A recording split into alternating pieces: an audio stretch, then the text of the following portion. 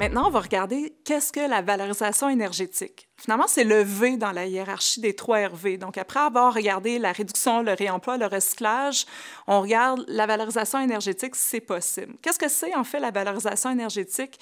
C'est de prendre une matière résiduelle puis d'en faire une combustion pour obtenir un contenu énergétique. Cette énergie-là va servir principalement à faire de la chaleur, de l'électricité, du carburant ou des produits utiles.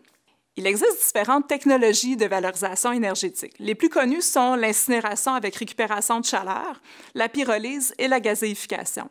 L'incinération se fait en présence d'oxygène, alors que pour la pyrolyse et la gazéification, on est ici en absence ou en manque d'oxygène. Donc, on va chauffer les matières.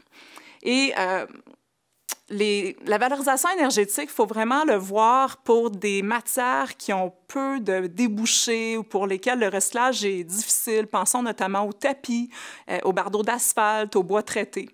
Mais encore faut-il que le gouvernement établisse des critères pour vraiment reconnaître une technologie comme étant de la valorisation énergétique, puis ainsi la départir de l'élimination. Donc, ces critères-là ne sont pas encore définis par voie réglementaire, ce qui crée une certaine incertitude dans l'industrie, puis ça freine le développement de cette filière-là. Quand on pense aux critères, on va entre autres regarder le rendement énergétique, la réduction des gaz à effet de serre, la gestion des résidus issus de ces technologies. Donc, c'est vraiment des choses sur lesquelles on va devoir se pencher au cours des prochaines années.